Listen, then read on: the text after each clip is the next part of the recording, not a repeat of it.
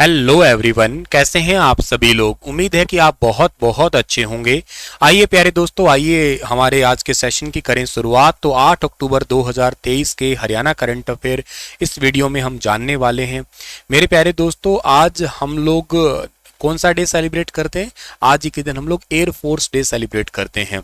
मैं आप लोगों को रात करंट अफेयर वाली वीडियो में याद करवा रहा था, अगर आपको याद हो तो, कि 15 जनवरी को हम लोग आर्मी डे मनाते हैं, 8 अक्टूबर को हम लोग एयर फोर्स डे मनाते हैं, 4 दिसंबर को हम नेवी डे मनाते हैं। जो हमारा आर्मी है, आर्मी के हमारे चीफ जो है उनका नाम आपको याद होगा, मनोज जी पांडे है।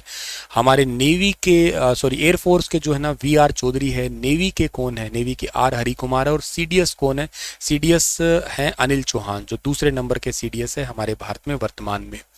सो आइए आज 8 अक्टूबर 2023 के हरियाणा करंट अफेयर हम लोग स्टार्ट करते हैं। और हमारा आज का पहला करंट अफेयर है कि गुरु शिष्य परंपरा प्रशिक्षण योजना के तहत गुरुओं को हर महीने कितने रुपए दिए जाएंगे। तो गुरुओं को अब हर महीने कितने रुपए दिए जाएंगे? तो इस सवाल का ठीक आंसर था हमारा 7500 रुपए दिए जाएंगे, यानी कि इस पर्टिकुलर क्वेश्चन का ऑप्शन नंबर ए ओके है।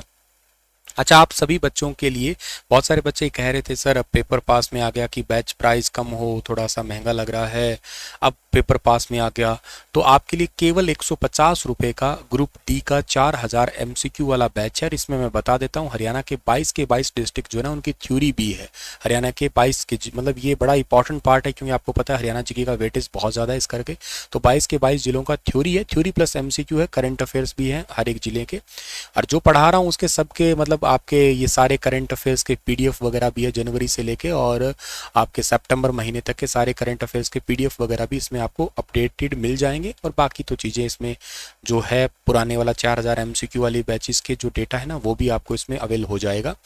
ये केवल 12 दिन का, 12 ही दिन बचे हैं अभी वैसे तो, पर 12 ही दिन का बैच है आपके लिए। और केवल 150 रुपये का है, इसे आप अवेल कर सकते हैं, ठीक है ना। मतलब आपके लिए बजट फ्रेंडली है, अगर आप प्रिपरेशन कर रहे हैं तो आपके लिए ओके है एकदम ये। चलिए आगे बढ़ें। अगला सवाल हमारे पास में है कि हाल ही में सीएम ने किसके नाम डाक टिकट जारी किया है। तो अभी हाल ही में हरियाणा के मुख्यमंत्री जी ने एक पोस्टल स्टैंप जारी किया है। किसके नाम पे किया है? ये किया है हेमचंद्र विक्रमादित्य जी के नाम पे। यकीनन आप लोग जानते होंगे, ये हमारे मुगल काल के अंदर एकमात्र हिंदू शासक थे। वो तो आंख में तीर ना लगता, एक छोटा सा एक्सीडेंट ना होता तो आज खैर वाकई ही कुछ अलग होता। पानीपत का दूसरा युद्ध जो हुआ था 1556 के अंदर अकबर और हेमू के बीच में, जिसमें बैरम खां संरक्षक थे अकबर के, और ये युद्ध जीत गया था अकबर 1556 में। तो हेमू के नाम पे एक डाक टिकट जारी किया गया है। और पानीपत में इसके स्मारक भी बनेंगे। रेवाड़ी और पानीपत दोनों जगह इसके स्मारक बनेंगे, क्योंकि हेमू रेवाड़ी का रहने वाला था, ये बात आपको याद रहनी चाहिए।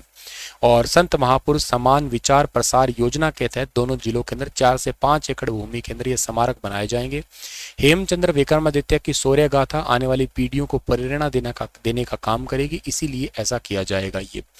तो ये पॉइंट तो आपके लिए बड़ा इंपॉर्टेंट है, सिंपल भी है और जरूर याद करने वाला सवाल भी होगा। संत महापुरुष प्रचार प्रसार योजना।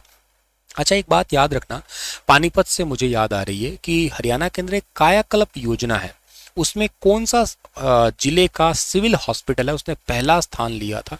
तो कायाकल्प योजना के अंदर पहला स्थान हासिल करने वाला हरियाणा का जो जिला है ना, वो पानीपत ही है। तो ये बात याद रखना आप लोग, कायाकल्प के अंदर हरियाणा का पहला जिला हॉस्पिटल के मामले में। तो ये काफ़ी एक सिंपल और इम्पॉर्टेंट क्वेश्चन बन सकता है। अच्छा, पानीपत के तीनों युद्ध भी आपके पेपर में पूछे जाते हैं। पहला कब हुआ था? 1526 में हुआ था। दूसरा कब हुआ था? 1556 में। तीसरा कब हुआ था? 1761 के अंदर। अहमद शाह अब्दाली, और अहमद शाह अब्दाली के साथ में कौन थे उस टाइम पे? मराठा थे। मराठा बुरी तरीके से हारी गए थे, क्योंकि संगठन बहुत अच्छे से नहीं था, उस कारण जो है ना वो हार गए थे, ठीक है। तो ये पॉइंट आप लोगों के लिए जरूर याद रहने चाहिए। चलिए हम लोग आगे जाते हैं। अगला जो हमारा क्वेश्चन बन सकता है यहाँ पे, वो कौन सा बनेगा? नेक्स्ट क्वेश्चन आपके लिए है कि, अच्छा ये क्वेश्चन तो मैंने नहीं बनाया, सीधा ही आपको पढ़ा रहा हूँ, कि ये हर महीने ही पढ़ा रहा हूँ बल्कि आपको मैं, CCTNS, जिसमें आप लोग कहते हो ना कि crime and criminal tracking control network, भाई किसी अपराधी को ठीक ढंग से उसका रिकॉर्ड रखना, उसके मामले में हरियाणा फिर से पहले स्थान पे आया है और बड़ी इंपॉर्टेंट बात है, 99% नंबर के साथ में मासिक रैंकिंग में पहले नंबर पे आया है और गजब की बात है ये वाला। और दूसरे नंबर पे इसमें यूपी चल रहा है आपका। तो अपराधियों को ट्रैकिंग नेटवर्क के माध्यम से सितंबर महीने में उत्तर प्रदेश और दिल्ली को पछाड़ते हुए यूपी दूसरे नंबर पे चल रहा है लगातार और हरियाणा पहले नंबर पे चल रहा है लगातार। 4-5 महीने हो गए हैं इसके अंदर, ठीक है। हरियाणा के डीजीपी कौन है? शत्रुजीत कपूर है, ये भी याद रखना आप लोग। और अगली बात पे जाएं हम लोग तो क्या है कि हरियाणा में दीपक पूनिया ने अभी रिसेंटली एशियन गेम्स में कुश्ती में पदक जीता है। तो कुश्ती में पदक जीता है कौन सा? सिल्वर मेडल जीता है, यानी कि ऑप्शन नंबर ए इस सवाल का बिल्कुल ठीक रहेगा। बहादुरगढ़ के रहने वाले, बहादुरगढ़ मतलब आप याद कर सकते हो कि ये हरियाणा का फरीदाबाद जिला, सॉरी झज्जर जिले के अंदर है। हरियाणा का द्वार या गेट कहलाने वाला है ये। एशियन गेम्स में बहादुरगढ़ का लाल दीपक पूनिया छा रहा है। स्वर्ण पदक से तो हालांकि चूक गया है लेकिन रजत पदक जरूर दिला दिया है, ठीक है। तो ये गांव छारा के रहने वाले हैं, तो काफ़ी इंपॉर्टेंट बात है ये भी आपके लिए। झज्जर, झज्जर के नाम से ही हरियाणा के अंदर आपको पता होगा एक सीट विधानसभा है वो रिजर्व सीट आती है हरियाणा के झज्जर के नाम से। अच्छा, झज्जर से और कौन कौन से खिलाड़ी हैं जिनके नाम आपको याद करने हो सकते हैं? एक तो झज्जर से आपको बजरंग पूनिया नाम याद करना होगा, ठीक है ना। बजरंग पूनिया हरियाणा के झज्जर के खुंडन गांव के हैं, याद रखना आप लोग, ठीक है ना। दूसरे दीपक पूनिया तो हो ही गए, दीपक पूनिया छारा के हैं, ठीक है ना, छारा गांव के हो गए। तीसरी झज्जर की बहुत इंपॉर्टेंट खिलाड़ी है जिनका नाम है मन्नू भाकर, ठीक है ना, मनु भाकर। मनु भाकर गोरिया की रहने वाली है, ध्यान रखना गोरिया की है और ये शूटिंग गेम से संबंधित है। अच्छा, चौथे खिलाड़ी हैं राहुल, ठीक है ना, राहुल नाम है, राहुल रोहिला है, ये बहादुरगढ़ के ही है और ये पैदल चाल से संबंधित है, ठीक है ना, पैदल चाल से संबंधित फेमस खिलाड़ी है। एक खिलाड़ी बड़े इंपॉर्टेंट है, डिस्कस थ्रो के हैं जिनका नाम है योगेश, योगेश योगेश कथुनिया, ये बहादुरगढ़ के हैं। ये पांचों खिलाड़ी झज्जर के याद कर लेना। झज्जर का एक रिसेंटली गांव है तलाव, ये गांव को कांस्य पदक श्रेणी के अंदर सर्वश्रेष्ठ गांव या सर्वश्रेष्ठ पर्यटन गांव के अंदर शामिल किया गया। इसके अलावा झज्जर को आप लोग ये बात भी याद कर लेना कि झज्जर के अंदर पार्ले जी बिस्किट उद्योग, ये बड़ा फेमस उद्योग है। झज्जर से ही हरियाणा के पहले मुख्यमंत्री भी थे, याद हो तो आपको, बेरी से। और यहाँ पे हरियाणा का एक रामसर साइट भी है जिसका नाम आपको पता है ना, भिंडावास, भिंडावास, भिंडावास है। और इसके अलावा सुल्तानपुर तो खैर आप लोग जानते ही होंगे। सुल्तानपुर जो है हरियाणा के अंदर, वो कहाँ से है? सुल्तानपुर जो है गुरुग्राम में है, तो ये पॉइंट भी आपको याद रहना चाहिए। चलिए खैर आगे जाते हैं। अगला सवाल हमारे पास में कौन सा आता है? राज्यपाल बंडारू दत्तात्रेय द्वारा बेस्ट बुलबुल अवार्ड से किसे सम्मानित किया है? तो बेस्ट बुलबुल अवार्ड से सम्मानित किया है प्रियांशी यादव को। भारत स्काउट एंड गाइड प्रतियोगिता हरियाणा की ओर से जो ना भिवानी राजभवन के अंदर एक कार्यक्रम हुआ था, उसमें दिल्ली रोड स्थित ऋषि पब्लिक स्कूल जौनावास की कक्षा 8वीं की बच्ची है, गांव मसानी की रहने वाली है, प्रियांशी यादव। और इनको जो ना बेस्ट बुलबुल अवार्ड से सम्मानित किया गया है राज्यपाल बंडारू दत्तात्रेय जी के द्वारा। छात्राओं को भविष्य में बेहतर प्रदर्शन करने के लिए प्रेरित किया गया है अभी हाल ही में। तो स्काउट एंड गाइड ये बेसिकली पहाड़ों के अंदर घूम के आते हैं, इसमें कई सारी टाइप की मल्टी एक्टिविटी होती है, उस एक्टिविटी के तहत ये अवार्ड दिया गया है। रेवाड़ी की बच्ची है, ये याद रखना आप लोग, ठीक है। तो ये इंपॉर्टेंट है आपके लिए। अगला सवाल आपके लिए कौन सा हुआ कि एशियाई पैरा खेलों में भारत का प्रतिनिधित्व करेंगी भारतीय ताइक्वांडो अंतर्राष्ट्रीय रेफरी शिवानी अग्रवाल। ये भी एक छोटा सा सवाल आपके लिए हो सकता है। फरीदाबाद के सेक्टर 7 की रहने वाली है शिवानी अग्रवाल। एशियाई पैरा खेलों के अंदर 2023 के अंदर जो है ना, ये जो कि 22 अक्टूबर से 28 अक्टूबर तक चीन के हांगजू के अंदर होने वाले हैं और उनका नेतृत्व करने वाली है ये एकमात्र, मतलब रेफरी की सूची में एकमात्र भारतीय है, महिला भारतीय है, ये भी बात आप याद कर सकते हैं। 2008 में एक राष्ट्रीय रेफरी के रूप में करियर की शुरुआत की थी, हालांकि इन्होंने अंतर्राष्ट्रीय रेफरी बनने से पहले राष्ट्रीय रेफरी कक्षा एक लेवल तक ये पहुंच गई। अब इनका अंतर्राष्ट्रीय रेफरी के लिए सिलेक्शन हुआ है और बहुत सारे देशों का इनका एक्सपीरियंस भी रहा है हालांकि अब तो, ठीक है।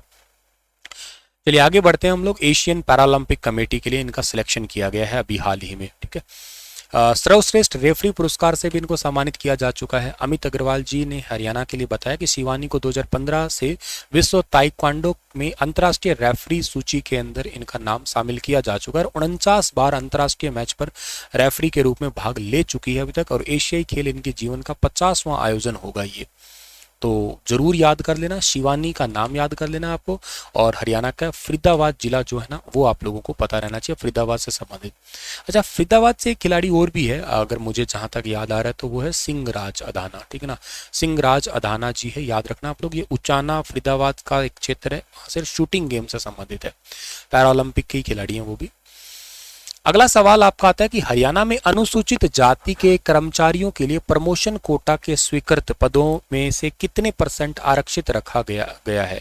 तो ये आरक्षित रखा गया इनके लिए 20%। ऑप्शन नंबर बी सवाल का ठीक है। ग्रुप ए और ग्रुप बी के पदों के सभी कैडर में अनुसूचित जाति के कर्मचारियों के लिए जो है ना वो 20% आरक्षित रखा गया है। अभी हाल ही में मुख्यमंत्री जी ने इसकी अभी हाल ही में घोषणा की है, तो ये पॉइंट आपके लिए बड़ा इंपॉर्टेंट है, जरूर याद कर लेना चाहिए आप लोग, ठीक है।